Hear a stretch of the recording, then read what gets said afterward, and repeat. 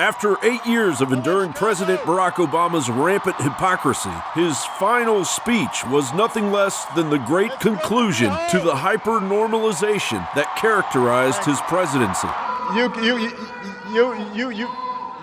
can tell that. You can tell that I'm a lame duck because nobody's following instructions. If I had told you 8 years ago that America would reverse a Great Recession, reboot our auto industry, and unleash the longest stretch of job creation in our history,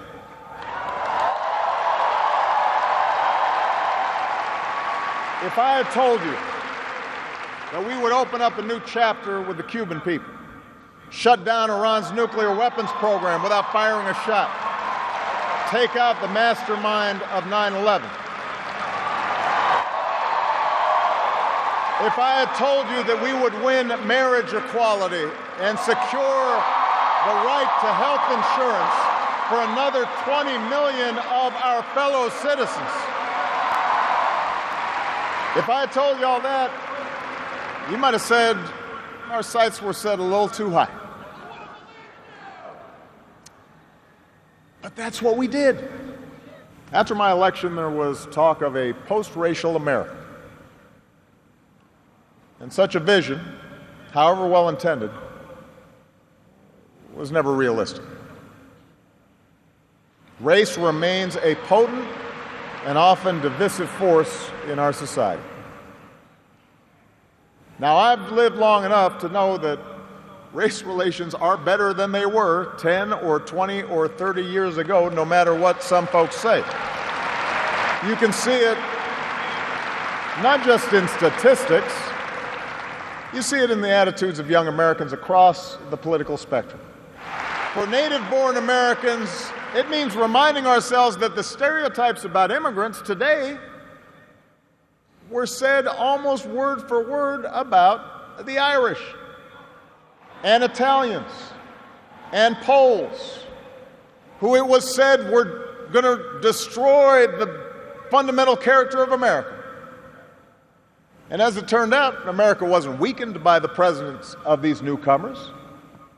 These newcomers embraced this nation's creed, and this nation was strengthened. So, it's that spirit, a faith in reason and enterprise, and the primacy of right over might, that allowed us to resist the lure of fascism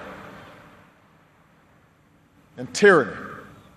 An order based not just on military power or national affiliations, but built on principles: the rule of law, human rights, freedom of religion and speech and assembly, and an independent press, an intolerance of dissent and free thought.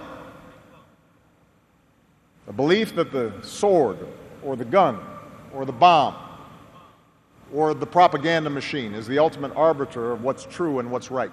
And that's why for the past 8 years, I've worked to put the fight against terrorism on a firmer legal footing.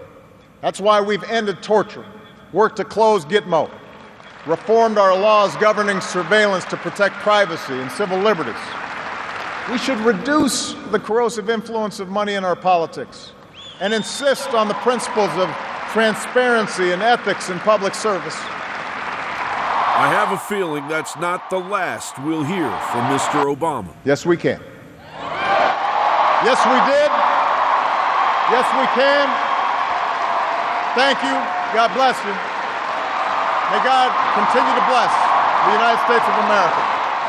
John Bound for Infowars.com.